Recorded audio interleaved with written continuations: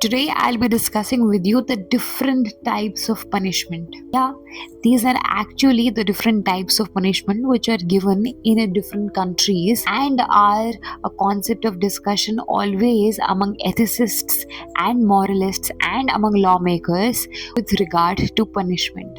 First, the retributive theory. The retributive theory is like concept of an eye for an eye. This theory promotes the concept of awarding proportionate punishment that has been committed by the offender. Second comes the concept of deterrent theory.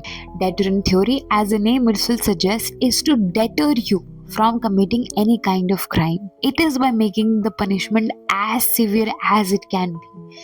Generally, this concept is promoted to be awarded to rapists because this is one of the most heinous and gruesome and inhuman crime which is committed against women.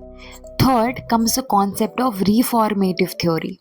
Reformative theory, as the name itself suggests, does not believe in awarding severe punishment but actually reforming the offender. It says, my task is not to become equivalent like you. Just because you have committed a crime does not mean that I would also commit a crime and take your life. My job is to reform you. So, in this punishment, concept like education, therapy, counseling, etc. are promoted. Fourth kind of punishment is incapacitation theory or preventive theory. Preventive theory or incapacitation theory itself suggests that I actually prevent you from committing any crime. Why award any kind of punishment when you can actually prevent the offender? So it involves physically preventing the offender from committing any kind of crime. A basic example of it would be imprisonment. Fifth comes the concept of compensation theory.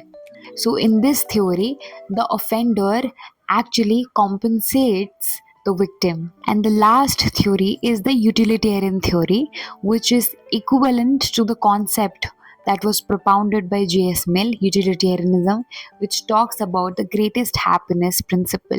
That is, that punishment should be sanctioned by the society which benefits each and everyone, which makes each and everyone happy. So, what do you think? Which concept would come in it? That is the deterrence theory. That is, I award the severe punishment to the offender if the crime has already been committed, or my job is not to take your life but to reform you. That is rehabilitation theory. Concept like therapy, counseling, education, activity, etc. Which of all of these punishment do you think would be the best suited for our society? Thank you so much for listening to me.